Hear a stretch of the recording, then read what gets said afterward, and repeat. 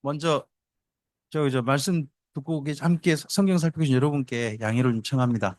제가 강좌를 조금 좀 부드럽게 진행해야 되는데 제 의견을 강력하게 조금 한 부분이 있어서 그 부분은 정말 여러분께 죄송하게 생각합니다. 제가 성경을 이렇게 봤다는 걸 여러분이 소개하는 겁니다. 이제 여러분도 성경 읽어보시고 결정하는 건 여러분께 달린 겁니다. 저는 노 목사님께 들었다고 해서 무조건 받아들이지 않습니다. 너무 존경하고 사랑합니다만은 노 목사 하신 말씀 듣고 다시 제 식으로 다시 정리해보고 혹여 다르게 정리할 부분이 있으면 다시 생각해보고 정리해봐서 제 식으로 생각하는 게 훨씬 옳겠다 싶으면 저는 제 식으로 말씀 전하는 겁니다. 그런 것처럼 여러분께서도 성경을 읽어보시고 제가 드린 이야기를 가지고 혹시 여러분이 가지고 있는 개인 체험이라든지 이런 거 가지고 비교해 보시고 성경 본문 살펴보시고 그래서 성령께서 인도하시는 걸음을 꼭 걸으셨으면 좋겠습니다. 자, 이때 정도예요. 바울의 3차 전도행 시기를 한번 좀 비교를 해봅시다. 여러분, 이때 유대교 핍박이 심할 때입니다.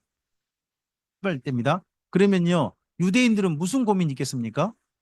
바리새파하고 대립할 것이냐, 공존할 것이냐라는 고민을 하게 됩니다. 또 이방인 구원 있지 않습니까? 이방인 구원 문제가 지금 계속 문제되는 게 갈라디아 교회 보면 보이지 않습니까? 갈라디아서. 이 부분 어떻게 할 것인가? 큰 또 이거 시험 덩어리입니다. 이거 꼭 시한폭탄 같죠? 그다음에 파당 문제입니다. 제일 심각한 게 할례파하고 바울파가 아무리 봐도 둘이 함께하지 않고 있는 게 보이죠. 서로 그냥 저주 받을지어다 막 이렇게 하고 있는 게 보이잖아요. 그리고 생활이 양극합니다. 대부분 다 가난한 믿는 유대 공동체입니다. 그 가운데 어쩌다가 부자인 믿는 사람도 있어요. 그 사람은 그 가난한 유대인들과 함께 믿는 유대인들과 함께 살면 부자가 될까요? 가난해질까요? 유대인들에게 기본적으로 요청되는 게 뭐예요? 신명기에서 가난한 자와 함께 살고 있는 유대인들한테 요청되는 성경 말씀이 뭐예요? 도우라는 거예요. 그렇게 도우면 그렇게 돕다 보면 그나마 지금 현재 생활이 여유 있는 믿는 유대인들은 앞으로 생활이 형편이 좋아질 가능성이 높을까요? 안 좋아질 가능성이 높을까요? 이것도 고민이에요. 이것도 고민이에요. 그다음에 출교를 당했잖아요. 출교 당하고 그다음에 그 후에도 계속 핍박이 와요. 어려운 일 와요. 한 군데 말씀 한번 보시겠습니다. 히브리서 10장을 좀 가보세요. 히브리서 10장.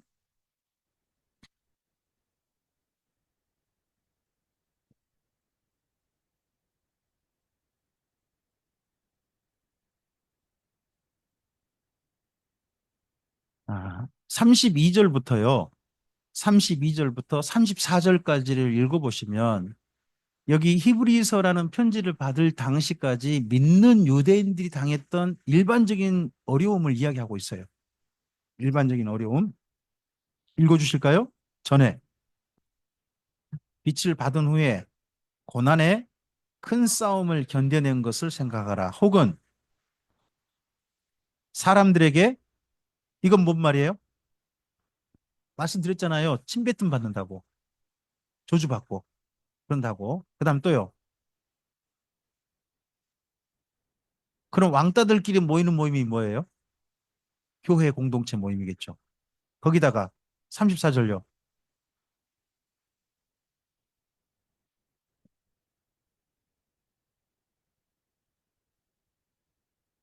그러면 그 다음에도 그렇게 출교당하고 난 또 어떤 일을 당했어요? 옥에 갇히기도 하고 또요. 재산도 몰수당하고 유대교가 가만두지 않는 거예요. 계속 괴롭히는 거예요. 계속 괴롭히는 거예요. 이런 일들을 지난 시간 동안 겪고 있고 여기 지금 바울 3차 전도행 시기에도 믿는 유대인들이 이런 일을 겪고 있는 거예요. 자, 이런 일에 대해서 교회는 어떻게 해야 될까요? 하는 고민들이 있습니다. 자, 그럼 고민들과 함께 읽어보실 성경이 야고보서하고 마태복음이에요. 앞을 한번 보시겠습니까? 유대교 핍박에 대한 내용이요. 야고보서 1장이에요. 야고보서 1장. 그리고 마태복음 12장 있죠. 16장, 23장이 유대교 핍박에 관련된 내용이에요. 그다음에 이방인 구원 부분 있죠. 이방인 구원 부분, 그 부분과 관련된 부분이 야고보서 2장이라고 할 수 있어요. 이방인 구원에 대해서 지금 헷갈리고 있어요. 자, 바울이 이방인 구원에 대해서 오직 믿음으로 하잖아요. 율법의 행위로 아니다 그러죠. 율법의 행위 아니라 그러잖아요. 그럼 이 말을 듣고 이 말에 심취한 딱 받아들인 믿는 유대인들이 아, 내가 말씀대로 안 살아도 믿음만 있으면 뭘 받는다고? 구원을 받는다고? 헷갈리기 시작하는 거예요. 그리고 너무 힘들잖아요. 율법대로 사는 게 이게 어려운 형편에 그러면 내가 굳이 뭐 말씀대로 다 살아 그냥 믿음으로 된다고 하잖아. 바울의 말이 귀에 쏙 들어오는 거죠. 너무 달게 들어오는 거죠. 그쪽으로 가는 사람들 때문에 전혀 믿음의 실천이 없는 원래 히브리인들은 동사 위주의 생활인데 그런 걸 완전히 버려버리는 실천 없는 그냥 믿는다는 믿음만 가지고 있는 사람들이 나타나게 된 것 같아요. 그게 야고보서 2장이고요. 마태복음도요. 1장, 7장, 28장 이런 부분들이 이야기해요. 1장에 예수님의 계보를 이야기하죠. 계보. 그쪽에 있는 사람들이 다 보면 중요한 여인들 이런 사람들 언급하죠. 다 뭐예요? 믿음의 실천을 한 사람들이잖아요. 또 7장에 무슨 이야기예요? 반석에 지은 집, 모래에 지은 집 이야기하죠. 그러면서 행함이 필요하다. 그리고 또 7장에 있는 유명한 말씀이 있어요. 자, 주여, 주여 하는 자마다 다 천국에 들어갈 것이 아니고 뭐라고 해요? 그 다음 말씀이 아버지의 뜻대로 행하는 자라야 들어간다고 하잖아요. 지금 그러면 주여 주여만 하면 천국 간다고 했던 사람이 누구죠? 바울 서신이잖아요. 근데 그게 이방인들한테 한 이야기거든요. 구원의 시작, 그것도 구원의 생활이 아니라 너희가 이렇게 하면 구원이 시작된다는 이야기인데 이미 구원에 들어와 있는 믿는 유대인들이 바울이 말했어. 주여만 하면 뭐 받는다고. 그 말에 그냥 멈춰보려고 그래요. 사람들은 자기 형편에 따라서 성경 말씀을요. 그렇게 해석하려고 하는 습성이 있잖아요. 이제 그런 것 때문에 이런 말씀이 나오는 거죠. 또 파당. 야고보서 3장, 4장이 두 장이나 이 파당에 대한 문제예요. 싸우지 말라고 제발. 그런 이야기를 해요. 마태복음 5장이라든지 19장, 20장 이런 부분들이 파당에 관련된 부분이고요. 생활 양국화. 야고보서가 굉장히 많은 부분을 할애해요. 1장, 2장, 5장이 다 나와요. 생활 양국화 부분이. 그리고 마태복음 6장이라든지 25장에도 이 생활 양국화 부분이 나옵니다. 특히 25장 한 부분 이야기해 볼까요? 여러분 25장은 세 가지 비유죠. 맨 먼저 열처녀 비유인가요? 열처녀 비유? 열처녀가 에? 깨어있는 자, 기름 준비한 자 이야기하잖아요. 그 다음 비유가 뭐예요? 그 다음 비유가 달란트 받은 비유죠. 달란트 받은 비유. 이 달란트를 제대로 활용한 자가 뭐예요? 깨어있는 자가 돼요. 그럼 달란트가 뭐예요? 그 다음 양과 염소 비유로 이루어져요. 우리가 실천해야 될, 열심히 활용해야 될 달란트가 뭐예요? 그 다음 말씀 보니까 가난한 자를 찾아보고, 그죠? 없는 자에게 입혀주고, 그리고 저 옥에 갇힌 자를 찾아보고, 누구처럼, 그분을 누구라 생각하고, 예수님을 생각하고, 형제들을 살펴보는 자들이 예수님께 하는 거다. 하는 얘기 나오죠. 그러면 기름 준비한 자, 달란트, 양과 염소 비유까지 이어진 이 비유를 한 가지로 쭉 연결해 보면요. 결국 생활이 양극화된 가난한 사람들 있잖아요.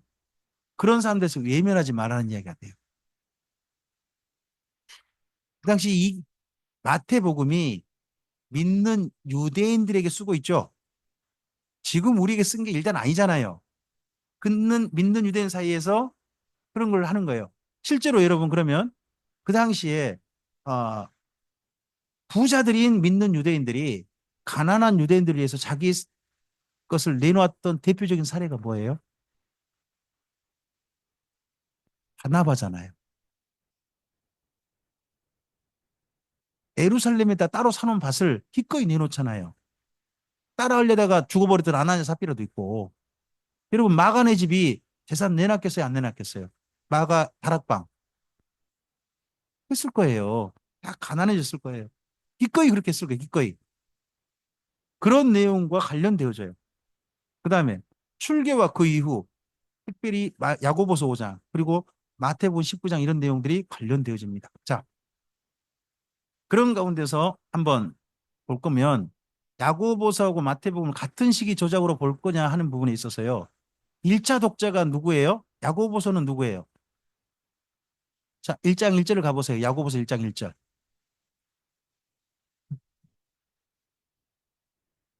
히브리서 바로 다음이죠? 1장 1절 읽어주세요. 하나님과 주 예수 그리스도의 종 야고보는 흩어져 있는 열두 지파에게 문안하노라. 여기 흩어져 있는이란 말이 디아스포라죠. 스포라. 스포라란 말이 요즘 우리가 나오는 스프레이죠. 스프레이. 스프레이. 영어 스프레이. 이게 스포라예요. 뿌려진인 거죠. 밖으로 뿌려진. 그러니까 본토에 살지 않고 밖으로 뿌려진 유대인들.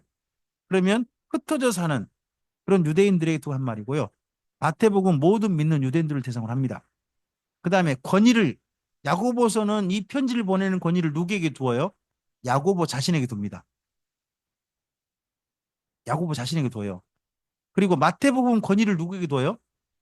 예수님께 둡니다. 마태서도 자기 권위로 이야기하지 않아요. 누구의 권위로? 예수님의 권위로 이야기합니다. 그러면 야고보의 권위가 그 당시 얼마나 셌는지가 보이죠. 얼마나 존경받았는지 유대인들한테. 그 다음에 구원의 서정, 구원의 과정으로 봅시다. 야고보서는 뭐예요? 구원의 시작을 이야기하지 않아요. 이미 구원받은 예수님으로 말미암아 구원 안에 들어온 믿는 유대인들한테 현재 구원의 성화죠. 성화.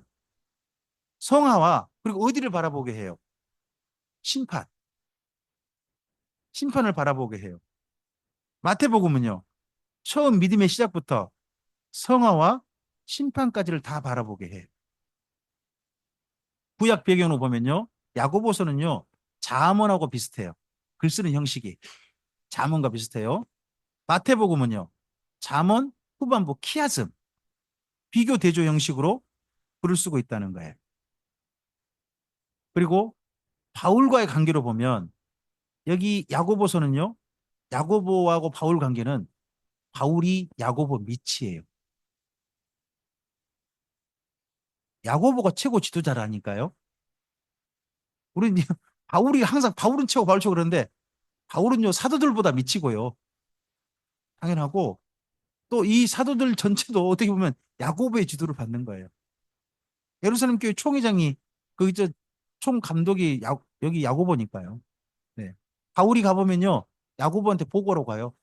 사도행전을 보시면. 그리고 마태복음은 야고보를 바울을 뭐라고 하느냐? 나중된 자라 하는 것 같아요. 나중된 자가 먼저 된단 말 있죠. 자, 여기 지금 복음을 받아들여서 열심히 전하고 있는 후발주자가 누구예요? 믿는 유대인 중에 바울이죠. 근데 가장 두각을 나타내고 있는 사람이 누구예요? 바울이잖아요. 나중된 자가. 그러니까 바울의 이런 사역을 뭐 해달라는 거예요? 인정해달라는 거예요. 그러니까 먼저 나선 사람들이 저기 뒤에 조금 잘한다 해가지고 콱 밟지 말고 좀 잘한다고 인정도 해주고 좀 그러한 표현으로 나중된 자가 먼저 된다. 이런 표현을 이해할 수 있다는 겁니다. 자, 야고보서입니다. 한번 밑에를 읽어주시겠습니까? 오해와 예수님의 첫 열매로서 참된 믿음의 삶을 살고자 쓴 편지입니다. 자, 야고보서의 특징을 좀 봅시다. 1번 읽으시겠습니까? 유대교 핍박 중입니다. 2번이요? 네, 오해는요. 생활 형편이 그래요. 삶의 형편이 그래요. 그러다 보니까 자기 입장에 맞춰서 성경을 자꾸 해석하려고 그래요. 내 입장에 입맛에 맞게. 여러분, 성경에 내 입맛을 맞춰야 되나요? 내 입맛에 성경을 맞춰야 되나요? 근데 실제로는 어떻게 알아요? 저는 제가 읽어봐도 제가 성경 읽다 보면 성경 말씀 누구 입장에서 자꾸 해석하려고 그러면 내 처지에 맞게 해석하려고 하는 습성이 좀 있더라고요. 저는 좀 자꾸 좀 그런 게 있어요. 그다음에 세 번째요. 예, 디아스포라 갈등이 있습니다. 이것 때문에 쓰고 있습니다. 네 번째요. 발신자는 야고보입니다. 야고보가 실제 믿는 유대인들의 최고 지도자가 됩니다.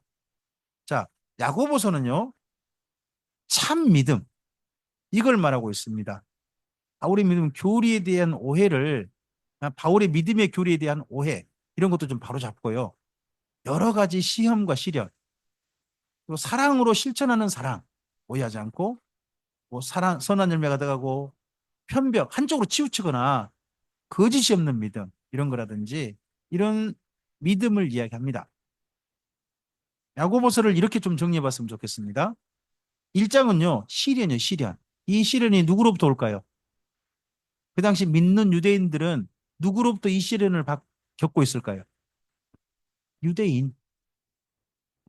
유대교로부터 시련을 받고 있어요, 지금요. 근데 그 시련을 뭐 하자고요? 이기자. 또 잘 이길 수 하나님께 기도하자. 하나님께서 길을 인도하실 것이다. 이런 내용이 들어있어요. 그다음에 아까 좀 전에 말씀드렸잖아요. 히브리서에 보니까 그 당시 어떤 일을 겪고 있는지 보셨잖아요. 자, 그런 상황이고요. 그리고 1장 후반부부터 2장은 뭐라고요? 예, 믿습니다. 믿습니다. 이게 믿음이 아니라는 거예요. 뭐라고요? 사랑으로 실천하는 믿음이라는 거예요. 예. 그러다 보니까 그냥 실천하지 않고 사랑의 실천이 없고 믿습니다 하는 믿음은 뭐라고 말해요? 죽은 것이라고 표현하죠. 행함이 없는 믿음은 그 죽은 것이란 말은 원래 말은 시체란 뜻입니다. 원말이 시체. 시체 여러분 한번 여쭤볼게요. 시체는 사람이에요? 아니에요? 그걸 뭐 주검이라 그래요. 모양은 뭐처럼 생겼어요? 하지만 사람이 아닌 거예요. 시체잖아요. 그러니까 믿음이 행함이 없는 믿음은요. 모양은 믿음이요. 근데 믿음이 아니란 이야기죠. 죽었단 말이 아니라 애초에 믿음이 아니다. 그건 그런 이야기인 거예요. 그 이야기가. 그 다음에 3장 4장은 뭐 하지 말라고요? 다투지 마라. 여러분이 한번 좀 읽어보시되 한번 잠깐 가보실래요? 뭐 4장을 좀 가보실까요? 3장부터 읽어보시되 4장 1절부터 좀 읽어봐 주세요. 너희 중에 싸움이 너희 지체 중에서 싸우는 종에부터 나는 것이 아니냐. 자, 그럼 너희 중에서 싸우고 있다는 거죠. 여기 디아스포라 믿는 유대인들 안에서 뭐가 일어나고 있다고요? 싸움과 다툼이 일어나고 있다는 거 아닙니까, 지금? 그죠? 계속요. 2절요. 너희는 심지어 어떤 일이 벌어졌어요? 살인하지, 살인. 지금 믿는 유대인들끼리 서로 다투고 싸우다가 그 싸움에 누군가가 죽은 거예요. 그 죽은 사람이 누구였을까요? 아무리 봐도 바울 일행이었던 것 같아요. 우리 좀 전 고린도후서 보셨잖아요. 그러니까 바울이 이렇게 바울 일행을 죽이려고 달라드는 저 할레파를 향해서 바울이 뭐를 퍼붓는 거예요? 저주를 퍼붓는 거죠. 지금 화가 그렇게 날만 하지 않습니까? 그래서 그다음요. 살인하며 시기하여도 능히 취하지 못함으로 뭐 한다고요? 다투고 싸운 너희가 얻지 못하면 구하지 못하고 구하여도 받지 못하면 여러분 이 사람들이 서로 뭘 기도할까요? 하나님 저놈들 가만두지 마옵소서 기도하고 있고 저쪽은 또요. 저놈들이 진짜 나쁜 놈입니다. 저놈들 가만두지 마. 서로 그렇게 기도하고 있다는 거예요. 기도를 여러분 보통 교회 싸우면 누가 성령 편이에요? 내 편은 성령 편, 저쪽 편은 보통 그러지 않나요? 그래서 하나님께 누구 도와달라고 기도해요? 누가 이기게 해달라고 기도해요? 내 편. 그러잖아요. 여기도 지금 그런 모양새인 거죠. 그런 모양새로 쭉 이야기를 하고 있습니다. 읽어보시면 충분히 이해될 수 있는 내용입니다. 제발 그러니까 2장, 3장, 4장이나 이렇게 긴 분량을 하라 했다면 그 당시 초대교회 믿는 유대인들끼리 싸움이 큰 문제였다는 거죠. 큰 문제였으니까 이렇게 많이 썼을 거 아니겠습니까? 읽어보시면. 그 다음에 4장 후반부터 5장은요. 부환자 처신 말한다니까요. 부환자. 부환자가 어떻게 하냐 그러면요. 자꾸 그곳에 안 살아요. 딴 데가 장사하고 와가지고 나 이번 장사 잘했어. 또 얼른 가버리는 거예요. 왜 가버려요? 있으면 자꾸 자기 재산 내놔야 되잖아요. 그러니까 얼른 자랑만 하고 얼른 딴 데 또 가버려요. 장사로 가버려요. 재산 안 잃으려고. 그런 행태가 여기 보여요. 있다 보면. 그리고 당면한 문제가 뭐냐? 여러분 출교 당하고 난 다음에 39대 맞으면 몸이 상처가 장난이 아니겠죠. 그거 아닙니까? 또 그리고 재산 다 몰수당했죠. 그러면 병원 갈 수 있을까요, 없을까요? 병원. 그럼 어떻게 해요?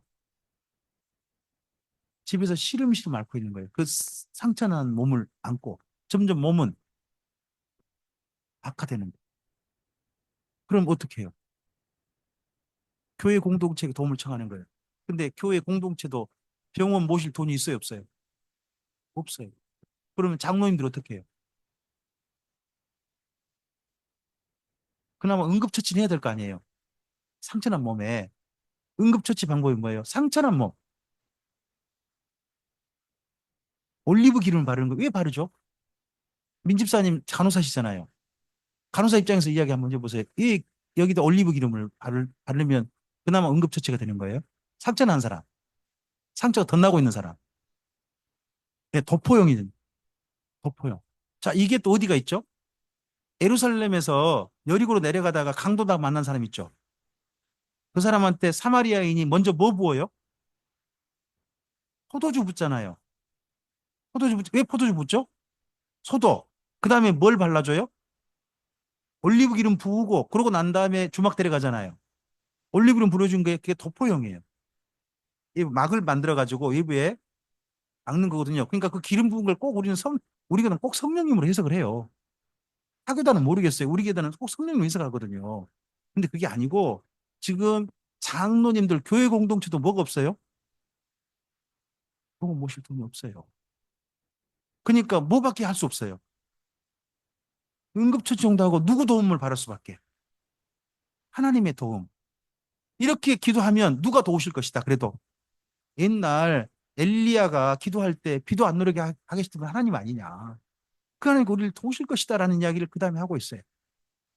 이걸 그 형편에 맞게 읽으시면 훨씬 원래 본문에 맞습니다. 원래 본문에. 자, 마태복음을 좀 보겠습니다.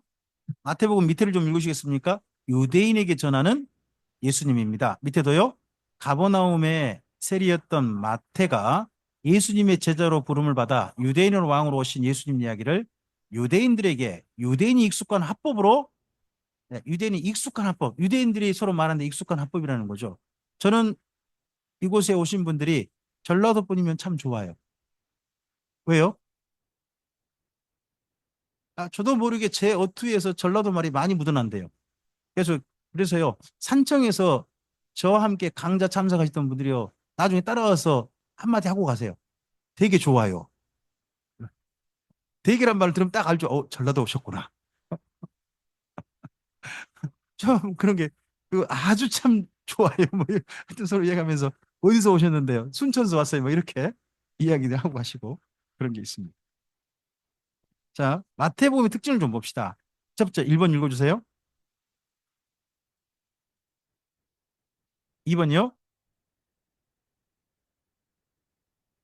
이것도 참 웃겨요. 생각해보면 웃겨요. 여러분, 유대인들이 제일 저 사람 구원도 없사는 직업이 뭐냐 그러면 세리예요. 마태의 전 직업이 뭐예요? 세리 마태가 산상수훈을 이야기하는 거예요. 이거 조금 좀 아이러니하잖아요. 그 다음에 세 번째요. 유대인 중 천시받던 세리인 마태가 기록합니다. 그 다음 또요. 시간과 사건 순이 아니라 뭘로 기록했다고요? 이게 아무리 봐도 삼, 죄송합니다. 사무엘 하서 따라하기 같아요. 사무엘 하사가 누구 이야기냐 그러면 다윗왕 이야기거든요. 다윗이 왕 되고 왕위를 마치고 이야기로 사무엘 하서 기록돼요. 그 중간 이야기를요. 시간 순서가 아니라 주제별로 정리를 해요. 자, 마태복음이 어떻게 기록하죠? 예수님이 태어나셔서 십자가에 죽으시고 부활하신 내용을 하죠. 그 중간 내용을요. 주제별로 전체를 정리를 해요. 어디식 구성이에요? 사무엘하서. 사무엘하서식으로 마태복음이 구성되어 있다는 거예요. 더더구나 마태복음 시작할 때 첫 단어가 뭐냐? 첫 단어가요. 다윗과 아브라함의 후손이라고 돼 있어요. 아브라함과 다윗의 후손이라고 우리 성경 번역이 났잖아요. 근데 원래 말은 다윗과 아브라함의 후손 이렇게 돼 있어요. 누구를 더 앞세웠어요? 다윗. 왜요? 다윗의 후손으로 오신 우리의 왕 예수님.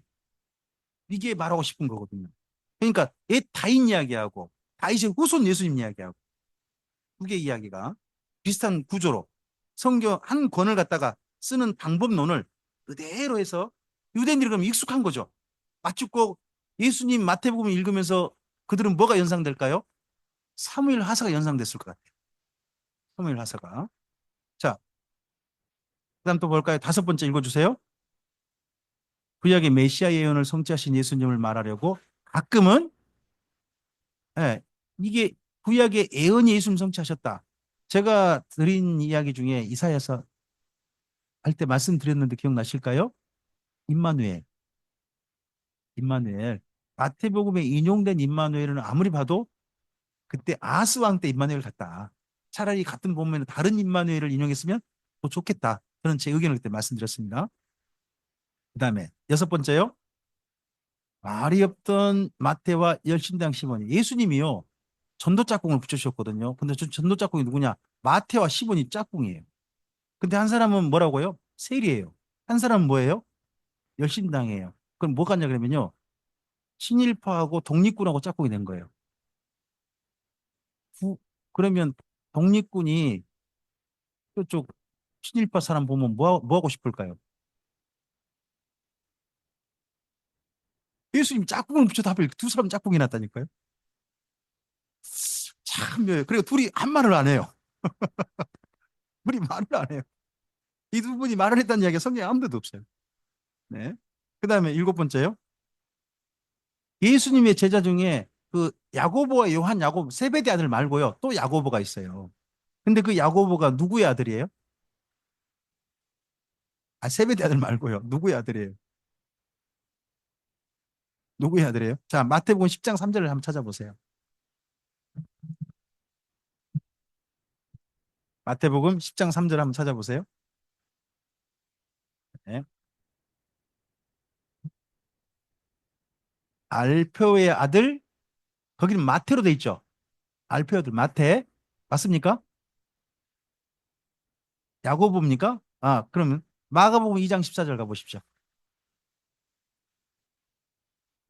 마가복음 2장 14절. 네, 읽어보십시오. 세간에 앉아있는 걸 보고 가죠. 알페오의 아들 레이가 누구예요? 레이라는 사람이 다른 말로 마태 맞죠? 그러니까 알페오의 아들 야고보고 알페오의 아들 마태예요. 동명이인일 수도 있죠. 근데 예수님께서 보면 제자들 부를 때 형제를 부르는 경우가 들어있죠. 뭐 베드로와 안드레, 야고보, 요한 그러잖아요. 그럼 이 두 사람도 형제일 가능성도 충분히 고려해야죠. 고려해야죠. 근데 둘이 짝꿍 붙여요, 안 붙여요? 짝꿍 안 붙입니다. 아무래도 형제가 사이가 안 좋은 것 같습니다. 한 사람이 자기 형제가 셀이라고 별로 안 좋아하는지도 모르겠습니다. 하여튼 그렇습니다. 다음, 자, 마태복음을 읽을 때 이런 특징을 보시기 바랍니다. 1번 보시기 바랍니다. 뭐라고요? 토론 형식이 들어있다는 겁니다. 그래서 마태복음 읽을 때 정말 중요한 게 질문을 잘 찾아보셔야 됩니다. 질문. 그다음에 두 번째 뭐라고요? 제가 그냥 마샬이라고 했습니다. 원래는 키아즘이라는 용어로 써야 됩니다. 키아즘, 비교 대조거든요. 네. 그다음 세 번째요. 예, 그들은 족보, 특히 메시아 족보를 그렇게 중시합니다. 메시아 족보. 이걸 꼭 밝히고 있죠. 그다음에 정말 중요한 건 뭐예요? 구약에 예언된 메시아가 진짜 이분 맞냐 하는 게 성취죠, 성취. 성경과 행적을 비교하는 겁니다, 자꾸. 성경 행적. 여러분, 예수님을 나사렛 사람이라 함이 이루어졌다라는 표현이 있죠. 마태복음 읽다 보면 나사렛 사람이라 한 말씀이 이루어졌다라고 하잖아요. 나사렛 살게 되면서 구약 성경에 있어요, 없어요? 어디에도 나사렛 사람이라 하는 부분은 없어요. 그럼 이게 뭔 말일까? 이게 나사렛이라는 단어를 찾아가 보면 보여요. 이 나사렛이라는 말이요, 줄기거든요. 줄기, 이세의 줄기, 다윗의 줄기, 예수님. 이, 이 표현 아시죠? 이세의 줄기. 그 줄기가 나사렛이에요. 그러니까 나사렛 사람이라 하는 게 구약 성경 어디? 이세 줄기에서 오실 것이라는 말씀에 성취로 연결한 거예요. 이걸 단어가 같으니까. 그러니까 그런 부분으로 이야기하고 있습니다. 자꾸 성경하고 행적을 비교하려고 하는 거죠. 일치시켜 보려고. 그다음에 다섯 번째요. 비교합니다. 누구를 비교해요? 예수님하고 유대교를 비교합니다. 자꾸 비교하는 형식이 되어 있습니다. 그리고요. 여섯 번째입니다. 교정합니다. 교정. 성도의 삶과 심판에 대한 교정을 해줍니다. 좀 생각을 똑바로 가지도록. 자꾸 이게 흐트러지니까. 유대인들이 믿는 유대인 흐트러지니까. 그 다음에 이단에 대해서 뭐라고 해요? 여기 이단이 누구예요? 바리새인들입니다. 바리새인들 보고 이단이라고 그런 겁니다, 지금. 자, 바리새인들을 향한 이런 표현을 쓰죠. 너희가 천지 사방을 다니면서 제자를 만들어 가지고 너희보다 배나 더 지옥 자식 되게 한다는 표현이 있죠. 마태복음 그 표현 있잖아요. 23장에요. 그러면 바리새인들 그대로 살다 어디 간다는 이야기예요. 지옥 간다는 거잖아요. 그들한테 배운 사람은 더 확실하게 지옥 간다는 거 아닙니까? 그죠? 그러면 마태복음에서 말하는 바리새파는 뭐예요? 우리식으로 표현하면 지옥 갈 사람 종교니까 이단이란 말이잖아요. 이단. 이들과 가까이 있으면 안 된다는 거죠. 그다음 여덟 번째요. 경고합니다. 뭐를요? 성도를 정죄하는 걸 경고합니다. 성도를 실족해 하는 것도 경고합니다. 이게 초대교회 성도들 간의 다툼, 싸움 있지 않습니까? 그런 부분과 연결해 보면 충분히 이해가 됩니다. 믿는 유대인끼리 서로 지금 서로 정죄하고 실족하게 하고 그런 일을 지금 한참 일대 이 말씀을 쓰고 있다는 겁니다. 그 다음에 인정합니다. 누구를요? 나중된 자 바울을 인정하는 걸로 보입니다. 그리고 사명은 뭡니까? 유대인에게만 복음 전하지 말고 누구한테 유대인 당신들이 누구한테 복음 전하라? 어떤 사람에게 아직도 탈피 안 되는 거죠. 이게 유대인에게만 구원이 있다. 이 생각이 벗어나지 못하고 있는 것 때문에 이런 말씀을 잡고 있는 겁니다. 자, 질문을 봐볼까요? 1번 읽어주세요. 2번요? 세 번째요? 네 번째입니다. 다섯 번째요? 여섯 번째요? 전부 다 뭐냐 그러면 예수님의 정체성에 대한 질문입니다. 예수님이 누구시냐 하는 질문을 하고 내용이 이어집니다. 유대인을 왕으로 나시냐 이거 가지고 2장 전체를 써버립니다. 오실 그이가 당신이십니까 하는 거 가지고 11장을 써버립니다. 너희는 나를 누구로 하느냐? 16장. 중요한 부분이죠. 너희가 무슨 권위로 이런 일을 하느냐? 21장, 22장이 무려 2장에 걸쳐서 이 내용이 있습니다. 내가 하나님의 아들 그리스도냐? 내가 유대인의 왕이냐? 마지막 질문이죠. 대제사장이 하는 질문입니다. 그 총독이 하는 질문입니다. 이 질문에 예수님은 나는 아닙니다고 했습니까? 내가 바로 그라고 하십니까? 내가 바로 그다 라고 하셨습니다. 자, 예수님의 사역을 이렇게 사무엘하사식으로 읽어보라고 말씀드렸습니다. 시작하시고 마무리하시죠. 중간에 뭐가 들어있다고요? 3대 사역을요. 2번 걸쳤습니다. 예수님의 3대 사역을. 아까 제가 한번 소개했습니다만 마태복음 4장 23절 한번 찾아보시겠습니까? 마태복음 4장 23절. 네, 찾아보시면 예수님의 3대 사역을 이야기할 겁니다. 읽어주세요. 예수께서 온 갈릴리에 두루 다니사 그들의 회당에서 가르치시며 천국 복음을 전파하시며 백성 중에 모든 병과 모든 약한 것을 고치셨다. 자, 거기 1, 2, 3이라고 하시면 더 좋겠죠. 예수님의 3대 사역. 뭐가 일입니까? 가르치셨다가 일. 그다음에요. 천국 복음을 전파하셨다가 이. 그리고요. 예, 모든 걸 고치셨다는 게 3이라고 하시면 예수님의 3대 사역이 됩니다. 이걸 두 번 반복하는 내용으로 들어있는 겁니다. 자, 이 중에서 천국 비유가요. 마태복음 천국 비유가 제일 많아요. 무려 11개가 들어있어요. 11개. 비유가요. 이러이러한 내용들로 들어있습니다. 좋은 씨를 제밭에 뿌린 사람의 비유가 나옵니다. 여쭤보겠습니다. 좋은 씨를 제밭에 뿌린 사람 중에 천국은 뭐예요? 1번 좋은 씨, 2번 제밭, 3번 사람.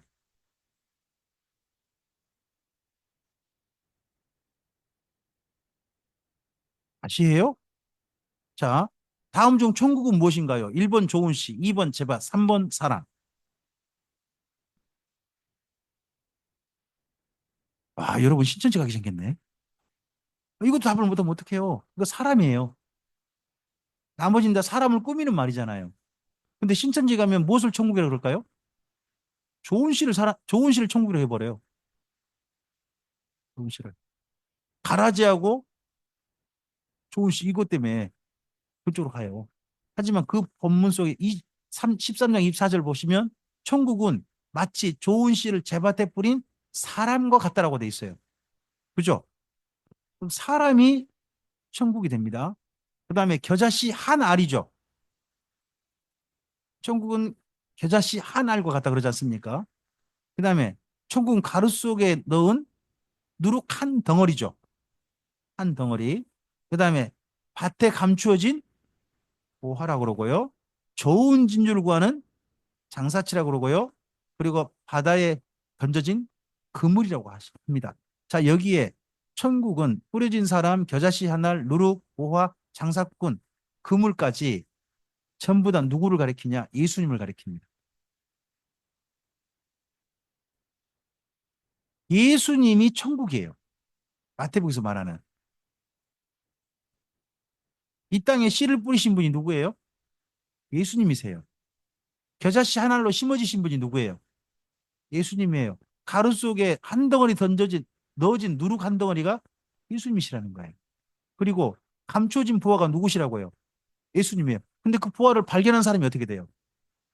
예수님이 부하라는 걸 발견한 사람은 어떻게 해요? 아니요, 자기 전부를 팔아. 그 밭을 산다는 거예요. 예수님이 얼마나 좋으면 자기 전부를 한다는 거예요. 그다음에 그다음에 예수님은 장사꾼이래요. 뭘 구하는? 진주 하나.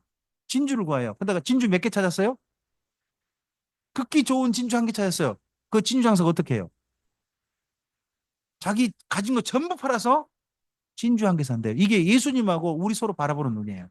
우리에게 발견된 예수님은 밭에 감춰진 보화예요. 예수님께 발견되진 우리는요, 진주 한 알이에요. 진주 한 알 때문에 진주 장사는 어떻게 해요?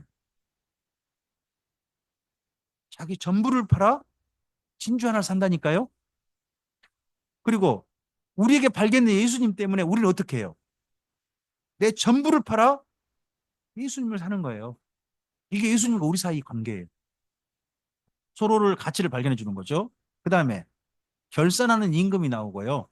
품꾼을 구하는 포도원 주인 나옵니다. 이 포도원 주인 이야기는 우리가 유명한 얘기죠. 아침 일찍 나갔더니 인력시장에 여러 사람이 있더래요. 그래서 포도원에 들여보내죠. 얼마를 약속하고 한 데나리요. 약속하고 넣어 보냅니다. 그리고 또 한 오전 9시 가봤더니 또 있더랍니다. 당신도 들어가 일하. 12시 가봤더니 또 있더랍니다. 오후 3시 가봤더니 또 있더랍니다. 오후 3시면 어떻게 해요? 자, 이스라엘 민족은 하루가 몇 시에 끝나요? 오후 6시에 끝나요. 그럼 3시면요? 일할 것도 없어요. 근데 3시에 아직도 인력시장에 있는 사람한테 물어봐요. 왜 당신은 아직도 여기 인력시장에 있어? 하니까 저희를 구하는 사람이었습니다. 그럼 그 사람은 오후 3시가 돼도 집에 못 가는 사람이죠. 다르게 말하면요. 돈이 정말 절실히 필요한 사람인 거죠. 그러니까 주인이 어떻게 해요? 너도 들어가라 그러고 난 다음에 가장 먼저 돈을 누구한테 줘요? 한 데나리온을. 3시에 들어온 사람한테 가장 먼저 줘요. 얼마나 이 돈이 필요했으면 거기 있었겠느냐. 일하는 게 필요한 게 아니라 그 사람들 도와주고 싶어서 그런 거잖아요. 그렇게 하고서 하니까 처음 온 사람은 어머 저 사람한테 한 달에 좀 난 더 주겠구만. 근데 어떻게 주는 거예요? 똑같이 와왜 우리 똑같이 요? 야 내가 너랑 얼마 약속했는데 물론 한 달이 나오죠. 내가 저 사람한테 좋은 일 했다 그래가지고 왜 나를 비난하냐? 이렇게 해가죠. 그게 예수님이신 거죠. 자, 우리가 좀 더 열심히 하고 많은 일 했다 그래가지고요. 많은 일 했다 그래가지고 굳이 자랑할 게 없다는 거예요. 나중된 자가 그러고 난 다음에 뭐라고 붙여요? 나중된 자가 먼저 된단 말을 딱 써요. 후발주자, 오후 3시에 온 것 같은 사람이 누구냐 그러면 바울인 거예요. 먼저 온 사람이 누구예요? 예수님과 옛날에 함께 다녔던 사람들 있잖아요. 함께 다니고 부활도 지켜보고 함께 했던 사람들 있잖아요. 그 사람들이에요. 우리가 훨씬 더 고생 많이 했는데 그러지 말라는 거예요. 다 똑같이 예수님의 구원이 주어질 거라는 거죠. 약속하신 대로. 그건 그게 다나리온 비유입니다. 뭐 이런 비유들로 여기 마태복음이 있고요. 마태복음의 종말로는 24장, 25장이 있습니다. 두 장에 거쳐 있어요. 이 부분은 이렇게 읽으시면 됩니다. 마태복음 24장은요. 세상의 심판입니다. 세상의 심판. 그리고 25장은요. 교회의 심판입니다. 자, 이렇게 읽으시면 돼요. 마태복음 24장은 어떻게 읽으시라고요? 세상의 심판. 그리고 25장은 어떻게 읽으시라고요? 교회의 심판입니다. 교회 내에도 뭐가 있다? 그럼 교회 다닌다고 해서 전부 다 천국 가는 게 아닐 수 있다 하는 이야기가 그 속에 들어있는 거예요. 네. 자, 여기가요. 예수님께서 기도하신 겟세마네 동산이죠. 겟세마네 동산이고요. 이 감람나무가 무려 2000년 됐대요. 사실일까요? 거짓말일까요? 감람나무는 보통 몇 년 살까요? 1000년 산대요. 1000년 산대요. 근데 감람나무 더 사는 방법이 있대요. 어떻게 하면 될까요? 어떻게 하면 될까요? 그럴 수도 있고요. 그럴 수도 있을지 모르겠지만 가지를 땅에 묻는데요. 땅에 묻으면요. 거기에서 뿌리 내려가 다시 1000년 산대. 여기 나무가 보시면 어떻게 돼 있어요? 이렇게 돼 있잖아요. 예. 이렇게 해서 오래 사는 나무가 된 거예요. 그럼 이 나무가 2000년 됐을까 안 됐을까요? 사람이 아무도 없어요. 근데 왜 여기 2000년 됐다 그럴까요? 가이드가 가시면요. 이거 다 2000년 됐다 그래요. 다른 나무는 이렇게 굵지도 않아. 가보면 굵지도 않아요. 근데 2000년 됐다 그래요. 근데 왜 2000년 됐다 그래요? 여기서 기도할 거 아니에요. 그러니까. 예수님이 겟세마네 동산 기도했다는 거야. 여기 겟세마네 동산이 여기가요. 당신도 좀 기도 좀 하고 하시오 이거죠. 네. 그리고 이때 사역을 마치면서 바울이 3차 등을 마치면서 로마서를 씁니다. 로마서. 오늘 여기 로마서까지 하고 마무리하겠습니다. 네. 로마서 옆에 제목 읽어주시겠습니까? 신앙의 기초 다축입니다. 자, 밑에 읽어주세요. 예수님이 교회에게 배우라 하신 복음과 동역 권면 편지입니다. 하나 더요. 로마 방문 앞서 보낸 바울의 대략 복음과 서바나 전도 후원 요청 편지입니다. 자, 로마서를 어떻게 읽을 것인가? 로마서 16장까지잖아요. 이 내용이 사실 그 표현이 어려운 게 많아요. 표현이. 근데 내용은 어렵지 않아요. 표현만 어려워서 그래요. 한번 내용만 딱 줄여보면 줄거리가 잡히거든요. 우리 교회의 초성 퀴즈 문제예요. 제가 이걸 문제를 만들어 지금까지 지금 한 10년 써먹는 것 같아요. 아주 울거먹을 때 울거먹는데 매번 울거먹을 때마다 새 맛이 나요. 모르는 분이 있어요. 그게 좋아요. 자, 일단 한번 1장부터 3장이 뭐라고요? 1번. 1장부터 3장. 로마서 1장부터 3장이요? 누구한테요? 누구한테? 이방인이나 유대인이나 다. 모든 사람이 진노 아래 있다. 유대인은 진노 아래 있다. 진노 아래 있지 않다. 아니다. 유대인도 진노 아래 있다. 다 진노 아래 있다. 그 다음 3장. 그치? 2번이요? 네, 예수님을 믿는 것이다. 누구도. 이방인도 유대인도 다 누구 믿어서 진노를 벗어난다. 할래 그런 거 아니다. 오직 예수님을 믿어야 여기 벗어날 수 있다. 하는 이야기를 하는 거예요. 근데 예수님 믿는 것의 모범을 이야기해요. 자, 사자. 예수님을 믿는 것의 모범은 아브라함입니다. 아브라함. 벌써 목사님 틀려주셔서 너무 감사해요. 아브라함이 100살에 돼가지고 아기가 태어날 걸 뭐 했다고요? 믿었다. 그런 것처럼 우리가 부활을 믿으면 그 아브라함처럼 부활을 믿으면 우리가 주님 안에서 예수님을 믿는 믿음인 것이다 하는 얘기를 합니다. 그 다음에 5장 6장입니다. 4번 예수님과 연합하여 하나님과 화목할 수 있습니다. 예, 순서는 원래는 화목은 5장이고 연합은 6장입니다. 6장입니다만은 근데 글을 만들다 보니까 예수님과 연합해야 화목으로 갈 수 있거든요. 하나님과 화목. 네, 그렇습니다. 그 다음에 이렇게 할 수 있는데 예수님과 연합되면 이렇게 할 수 있는데 7장입니다. 5번.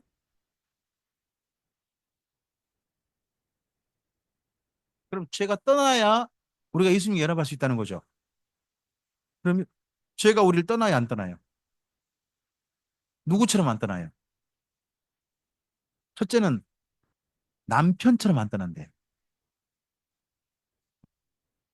남편과 헤어지려면 무슨 사유가 있어야 돼요? 이혼 사유가 있어야 되잖아요. 아니면 한쪽 사별해야 돼요. 쟤는 죽어요, 안 죽어요?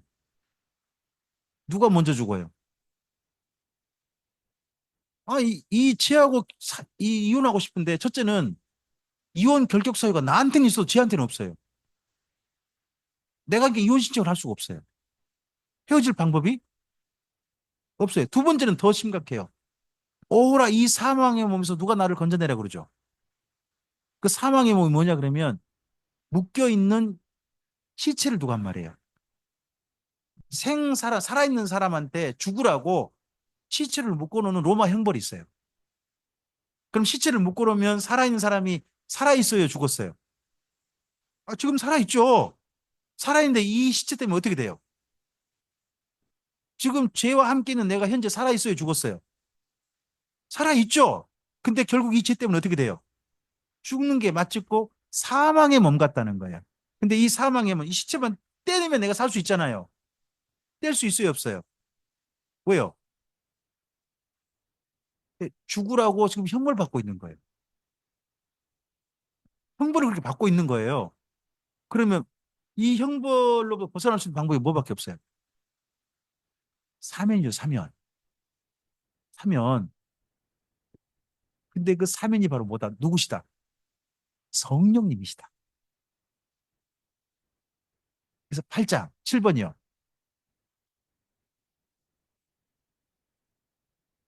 그래서 로마서 8장이 성령님과 함께하는 삶의 찬가예요. 찬가. 우리가 죄 아래서 예수님과 연합할 수 없었지만 성령님이 오셔서 예수님과 연합하게 되어지고 합력과의 선을 이룬 삶으로 나가게 되어지고 예수님으로 말하면 모든 은사를 하나님께서 우리에게 주시는 아름다운 삶으로 나가게 된다 하는 이야기가 8장이에요.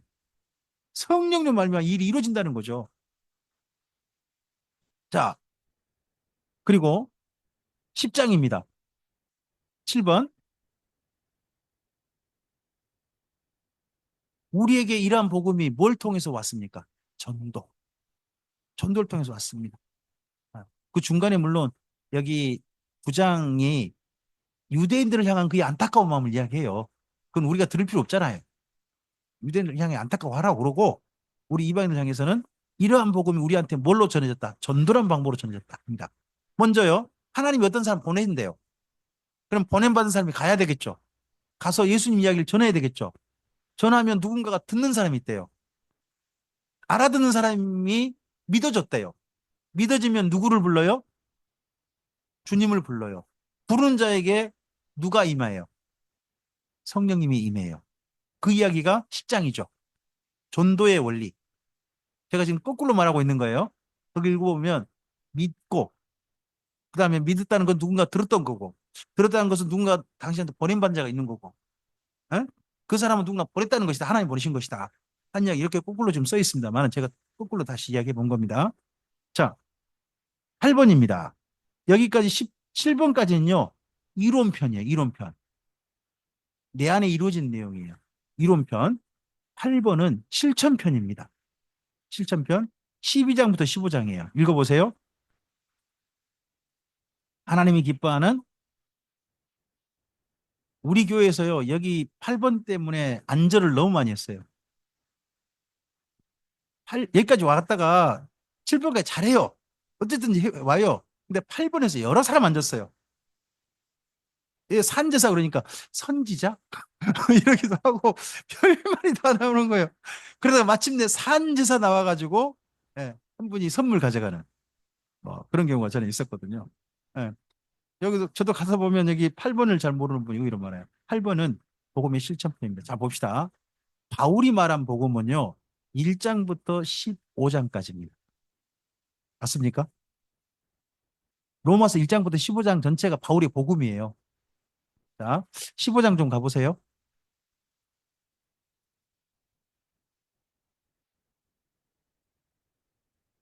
로마서 15장. 15장에 대략이라는 말이 나올 거예요. 대략. 네. 음, 자, 14절, 15절 한번 찾아서 보실까요? 14, 15절 읽어보세요. 내 형제들아, 너희가 스스로 선함이 가득하고 모든 지식이 차서 능히 서로 권한 자임을 나도 확신하노라. 그러나 내가 너희로 뭐 하려고요? 다시 생각나게 하려고 하나님께서 내게 주신 은혜로 말미암아 더욱 담대히 대략 너희에게 썼다는 겁니다. 여기까지가 뭐예요? 1장에서 말하는 바울이 말하는 복음이에요. 1장에서 복음을 말하고 싶다고 하거든요. 그럼 여기까지가 복음을 말한 거죠. 앞서서 그러면 13절 있지 않습니까? 13절 마지막 축복하죠. 축복하는 데까지가 뭐예요? 복음을 이야기한 거예요. 그리고 대략 썼다라고 해요. 바울은 복음을 대략 말하면 몇 장 이야기하는 거예요? 15장 이야기. 그러면 시간이 얼마 걸릴까요? 대략 말하면. 1장부터 15장에 혹시 읽어보셨어요? 시간 재면서. 해보신 분? 아무도 없네요. 전 재봤어요. 제가 재봤어요. 제 스타일로 그냥. 제 스타일로 읽어서 한번 좀 재봤거든요. 했더니 1시간 한 20분 정도 걸려요. 저는, 저는 1시간 한 20분 정도 걸리더라고요. 그럼 1시간 20분 설교하면 성도들은 어떻게 생각해야 돼요? 아니죠. 1시간 20분 정도 제가 설교하면 대략했구나 하고 생각해야지. 바울은 1시간 20분 정도 분량을 이야기하고서 뭐라고 한 거예요? 대략했다고 그랬어요. 그러면 실제 만나면 어떻게 할까요? 로마에 가가지고 그러면 상당히 길게 했겠구나. 로마에서 그 연금돼 있잖아요. 연금돼 있으면서 찾아온 성도들한테 로마 교회 성도들한테 이거 설명했을 거 아니에요. 설명할 때 아마 자세하게 좀 여러 시간에 걸쳐서 있지 않았을까 싶어요. 여기까지 대략 전하는 복음을 보셨습니다. 자, 그런 가운데서 좀 몇 개만 더 볼까요? 거기에 어, 지금 현재 15장이니까요. 15장 22절부터 좀 보세요. 22절부터 24절 읽어보세요. 그러므로 또한 내가 너에게 가려 하던 것이 여러 번 막혔더니 이제는 이 지방에 일할 곳이 없고 또 여러 해 전부터 언제든지 어디로 가려고 한다고요? 서바나 스페인 스페인을 가려고 할 때에 너희에게 가기를 바라고 있으니 이는 어떤 길이라고 해요? 그러면 로마는 경유지에 불과해요. 개척이 아니에요. 로마 교회를 바울이 개척하는 그런 거 아닙니다. 로마 교회는 이미 개척돼 있었어요. 이미 형성돼 있었고 다만 지나가는 길에 뭐라고 합니까? 너희를 보고 먼저 너희와 사귐으로 얼마간 기쁨을 가지고 싶답니다. 그래서 사귐 가질 때 뭘 이야기하고 싶다고요? 여기 로마서를 자세히 설명하고 싶다는 거예요. 이걸 자세히 설명하고 싶다. 예, 그렇죠. 그때는 조홍현 집사님을 딱 모시면 되겠죠. 자세히 이야기하는데 아주 대가신데. 그다음 또요. 가진 후에 그다음 뭐예요? 너희가 그리로 보내주기를 바랍니다. 그러면 스페인 갈 때 누구 도움 받고 싶다는 거예요? 그럼 로마 교회 후원을 요청하는 거잖아요. 여비 같은 거 좀 어떻게 좀 해주라. 그 이야기 아니에요, 지금요. 그죠? 네네네. 자, 아직까지는 계획이 이러해요. 27절부터 29절 읽어보세요. 저희가 기뻐하였거니와 또한 저희는 그들에게 빚진 자 아니니 만일 이방인들이 그들의 영적인 것을 나눠 가졌으면 육적인 것으로 그들을 섬기는 것이 마땅하니라. 여러분 여기 27절은요. 예루살렘 교회 연보를 부탁하는 거예요. 로마 교회 당신들도 예루살렘 교회 연보 좀 해주세요 하고 요청하고 있는 거예요. 읽어보면 그 다음요. 28절요. 그러므로 내가 이 일을 마치고 이 열매들을 그들에게 확증한 후에 너희에게 들렀다가 어디로 가고 싶다. 현재 계획은 이러해요. 현재 계획은 스페인 가는 게 계획이에요. 그래서 그 다음요. 내가 너희에게 나아갈 때에 그리스도의 충만한 복을 가지고 갈 줄 아노라. 이 충만한 복이 복음이겠죠. 바울이 말하는 복음. 이걸 자세하게 말하고 싶다는 거죠. 자, 이러고 난 다음에 바울이 3차 전도행 후에 그 교회들의 연보를 가지고 예루살렘을 방문하게 됩니다. 방문했을 때 겪었던 일부터는 우리 내일 아침에 뵙도록 하겠습니다. 제가 9시 30분 좀 일찍 마쳤습니다. 혹시 길이 조금 안 좋을 수 있어서 여러분 가시는 길 천천히 안심하고 가셨으면 싶어서 좀 일찍 마칩니다. 네, 잠깐 기도하겠습니다. 주님 감사합니다. 함께 주의 말씀을 드렸습니다.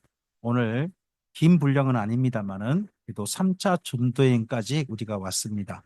이 다음에 우리가 만날 신약 성경 말씀들도 하나님의 선하신 인도하심을 나가시고 성령의 감화 감동하심 가운데 진리를 바르게 만날 수 있도록 우리의 걸음걸음에 함께 동행해 주시옵소서. 이 밤에 우리의 숙소로 돌아가는 길에 주의 평안을 허락하옵소서.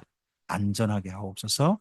그리고 자고 쉴 때에 건강 잘 회복하게 하시고 그래서 주의 말씀 안에서 내일 남은 여정도 함께 동행할 수 있는 기쁨을 주께서 허락하여 주시옵소서. 모든 우리의 삶을 우리의 걸음을 주께 의탁드리오며 예수님 이름으로 기도합니다. 아멘. 네, 감사합니다.